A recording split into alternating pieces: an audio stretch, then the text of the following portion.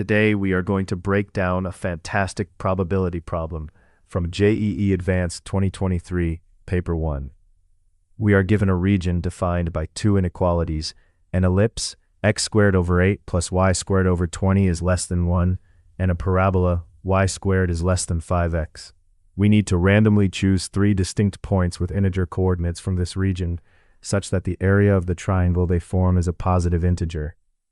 First, let's determine our sample space. We need to find every integer point that lies inside both curves.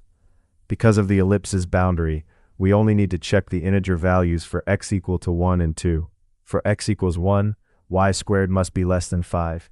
The integers that satisfy this are 0, plus or minus 1, and plus or minus 2. That gives us exactly 5 points on this vertical line. For x equals 2, y squared must be less than 10.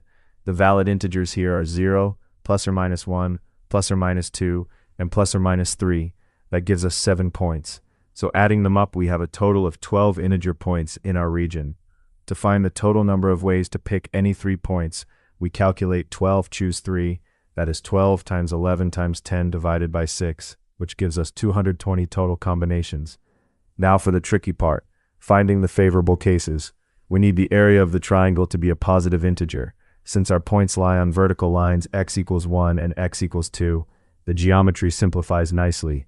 For the area to be an integer, the vertical distance between points often determines the outcome. Using the combinatorics for this specific grid, we calculate the number of valid triangles by summing up the cases based on their coordinates. The calculation boils down to 4 times 7 choose 1 plus 9 times 5 choose 1. This results in 28 plus 45, giving us a total of 73 valid triangles. Finally, we calculate the probability. We take our favorable outcomes, 73, and divide it by our total outcomes, 220. So the probability is 73 over 220, which matches option B.